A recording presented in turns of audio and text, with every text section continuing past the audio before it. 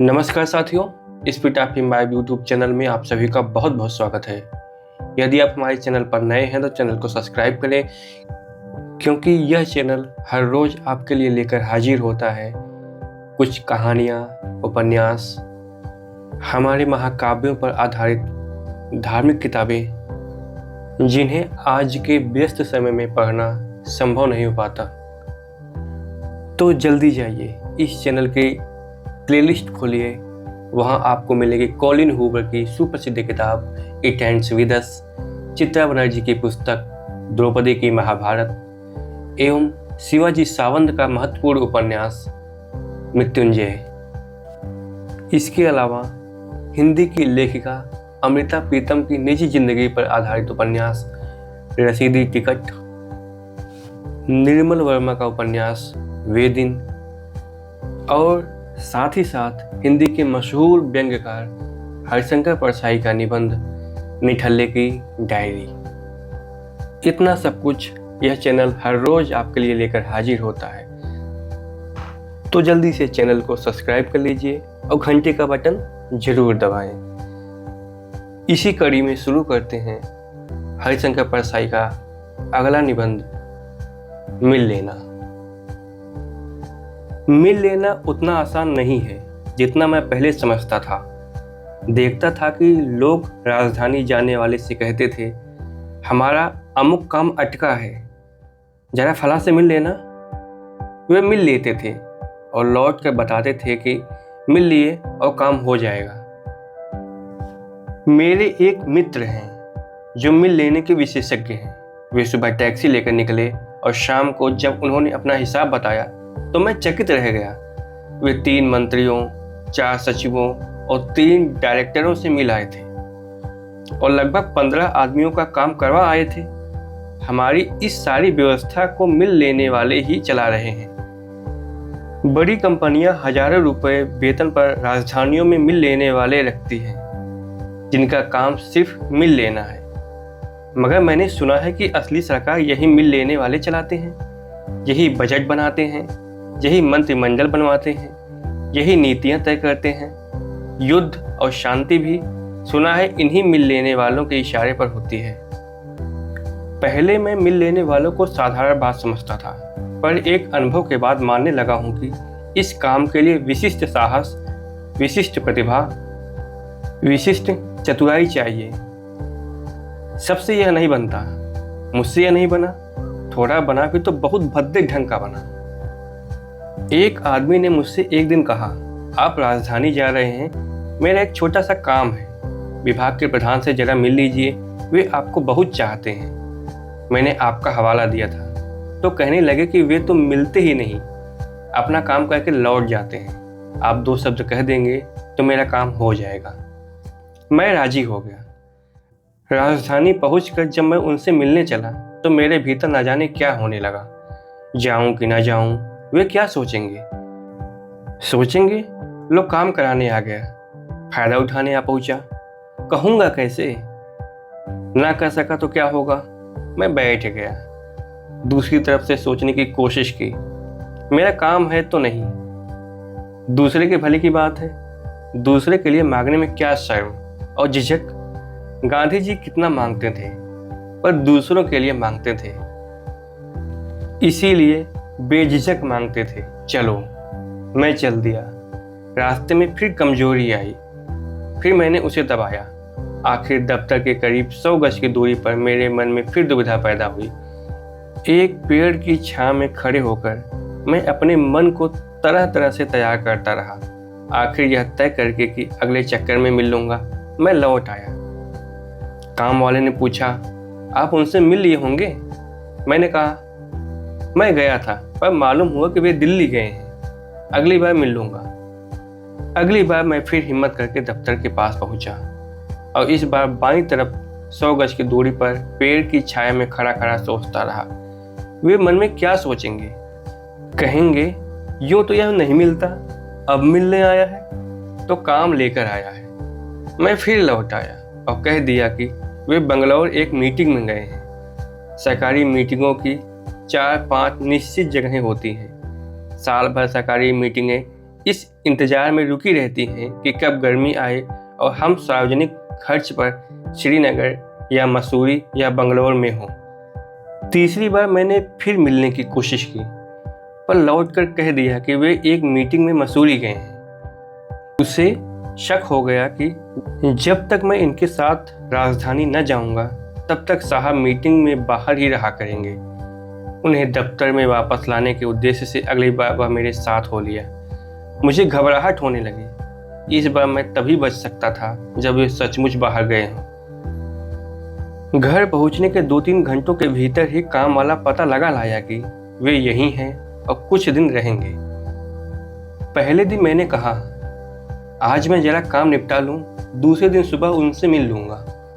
चलिए, वे बंगले पर खाली मिल जाएंगे। मैंने कहा, दफ्तर में मिलना ठीक होगा, वे तुरंत फाइल वगैरह बुलाकर ऑर्डर करा देंगे। उसे बात पट गई। मेरे कुछ घंटे कटे, पर बीच बीच में चिंता काट जाती थी। 1 बजे भोजन कराकर उनसे कहा, चलिए दफ्तर। मैंने कहा, मैं सोचता हूँ घर पर मिलना ठीक रहेगा। बात यह है कि मेरे उनसे व्यक्तिगत संबंध ही हैं, इसलिए दफ्तर में मिलना ठीक नहीं। खुलकर बात भी नहीं हो सकेगी। वह मान गया, बोला ठीक है। शाम को लगभग 8 बजे वे खाली रहते हैं, मैं आपको ले चलूँगा। शाम तक मैं यहाँ वहाँ घूमता रहा, दोस्तों में बैठता, पर खटका हमेशा बना रहा कि शाम को उनसे मिलना है। अब किसी तरह टल नहीं सकता था। 8 बजे उन्होंने मुझे टैक्सी में बिठाया। तय हुआ कि बंगले के सामने से निकलेंगे और 100 गज आगे जाकर मैं टैक्सी से उतर जाऊंगा। वह टैक्सी में मेरा इंतजार करेगा। टैक्सी जब बंगले के सामने से निकली तो बरामदे में 2 आदमी खड़े थे। आगे जाकर टैक्सी रुकी तो मैंने कहा, अभी तो 2 आदमी वहां मिलने को खड़े हैं, इस वक्त जाना ठीक नहीं होगा। उसने कहा, वे बात करके जाने के लिए खड़े हैं, अब तक चले गए होंगे। मैंने कहा, नहीं, उनके खड़े होने के ढंग से ऐसा मालूम होता है कि मिलने के लिए आए हैं। उसने कहा, तो फिर ऐसा करें, यहाँ पास ही मेरे एक आदमी से मिलना है, उससे 2 मिनट में मिलकर लौटते हैं। तब तक वे लोग चले गए होंगे। मुझे कुछ राहत मिली। जिनसे उसे मिलना था वह घर के सामने टैक्सी रोककर उतरा। कहा, आप बैठिए, मैं 2 मिनट में आता हूँ। थोड़ी देर बाद एक सज्जन आए और बोले, वाह साहब, ऐसा नहीं हो सकता कि घर पर आए और टैक्सी में ही बैठे रहें। 2 मिनट तो बैठना ही पड़ेगा। काम वाले ने बहुत जोर दिया कि इस वक्त बहुत ज़रूरी काम है, मैं इन्हें कल ले आऊँगा। पर उन सज्जन ने मुझे उतार लिया और मैं उतर गया। बैठक में पहुंचकर सज्जन बोले, चाय तो पीनी ही पड़ेगी।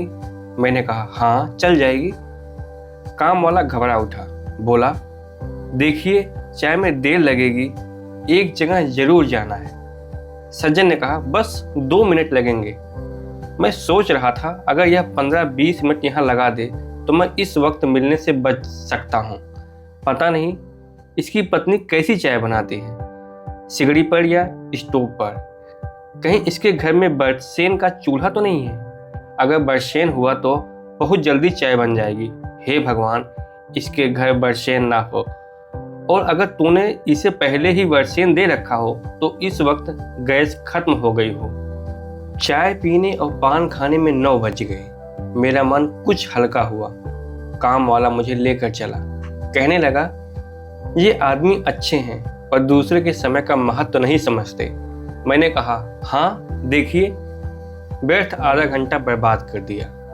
हम लोगों से नहीं कहते बनता नहीं है। बंगले में सामने से गाड़ी बढ़ाकर जब उसने रोकी तो मैंने कहा, अब 9 से ऊपर हो चुका है, वे खाना खाकर सोने की तैयारी में होंगे। ऐसे वक्त जाना ठीक नहीं। दिन भर का थका आदमी इस वक्त आराम चाहता है। उनका मूड ठीक नहीं हुआ तो होता काम बिगड़ जाएगा।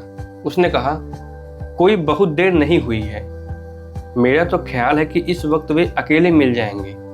मैंने कहा, नहीं, इस वक्त दिन भर की झंझटों का बोझ उनके मन पर होगा। सुबह आदमी का मन अच्छा रहता है। उसे अच्छा नहीं लगा। अनमने ढंग से उसने कहा, ठीक है, जैसा आप उचित समझें। हम लौट पड़े। रास्ते भर उसने मुझसे कोई बात नहीं की। खाते वक्त भी वह अनमना रहा। उसे बुरा लग गया था। कुछ भी हो, सुबह मुझे उससे मिलना ही पड़ेगा। 8 बजे सुबह मैं उनके फाटक पर जा पहुंचा। 100 गज पीछे वह टैक्सी में बैठा मुझे देख रहा था। बचाव की कोई सूरत नहीं थी। एक ही रास्ता था, अगर इनके यहाँ कुत्ता हो और वह भौंक कर मेरे ऊपर झपटे, मैं इस बहाने से लौट आऊँगा। कह दूंगा अब मैं इस बंगले में कदम नहीं रखूँगा, दफ्तर में ही मिलूँगा। फाटक में घुसा तो कुत्ता दिखा। फाटक को भागने के सुविधे के लिए खोलकर मैं आगे इस उम्मीद से बढ़ा कि कुत्ता उठकर भौंकता ही है, पर वह निकम्मा निकला। एक बार सिर उठाकर उसने देखा और फिर अपने ही चरणों में अपना सिर रखकर सो गया।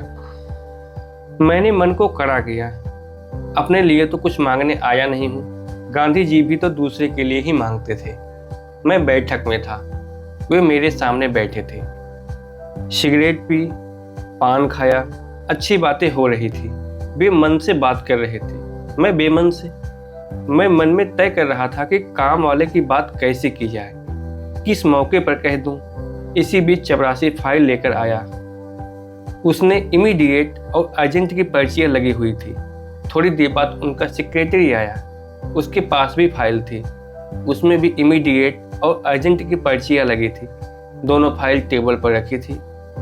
वे कभी उन पर्चियों की तरफ देखते, कभी मेरी तरफ। मैं भी नज़र डाल लेता, दोनों की नज़रें मिलती तो मैं समझ जाता कि पर्चियों का असर उन पर पड़ रहा है। वे बेमन से बातें करने लगे। यूँ इन पर्चियों का मतलब मैं जानता हूँ। इमीडिएट का अर्थ है साल भर, अर्जेंट का मतलब है 5 साल। जिस कागज़ पर कोई पर्ची ना हो, उस मामले को बिना निपटाए आदमी रिटायर हो सकता है। वे भले आदमी हैं और भले आदमी पर ही ये पर्चियाँ असर करती हैं।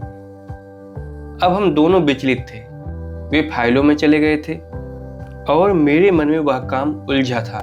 वे सोच रहे थे कि किस खूबसूरती से वे मुझे विदा कर दें, और मैं सोच रहा था कि किस खूबसूरती से मैं उठ जाऊं।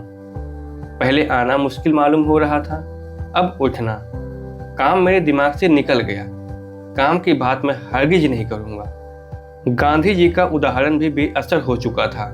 अब मेरी समस्या उठना रह गई थी। वे बोले, अमुक आदमी का काम हो जाएगा, पर 2-3 महीने लगेंगे। हे भगवान, दया के सागर, ये तो अंतर्यामी है। समझ गए कि काम से आया हूँ। जानते हैं बिना काम कोई यहाँ मिलने नहीं आता। मेरी हालत खराब थी। मैंने कहा, मैं इस संबंध में नहीं आया, यूं ही मिलने आया था। वे बोले, बहुत अच्छा किया आपने, उस आदमी ने आपका हवाला दिया था, इसलिए मैंने कहा। मेरा पूरी तरह पर्दाफाश हो चुका था। इससे बात करते नहीं बन रहा था। वे फिर उन पर्चियों की तरफ देखने लगे। मैं बहुत भद्दे ढंग से उठा और फाटक के बाहर आ गया। पसीना पोंछा, रुमाल से हवा की और टैक्सी में बैठ गया। एक बार मिलने में मेरा तो हाल बेहाल हो गया। वे कितने बहादुर होते हैं जो रोज किसी से मिलते रहते हैं। इसी के साथ ही यह निबंध समाप्त होता है। लेकिन हम और आप इसी तरह रोज मिलते रहेंगे इसी चैनल पर। आपको यह निबंध कैसा लगा, कमेंट बॉक्स में आप हमें अपने विचार जरूर साझा करें।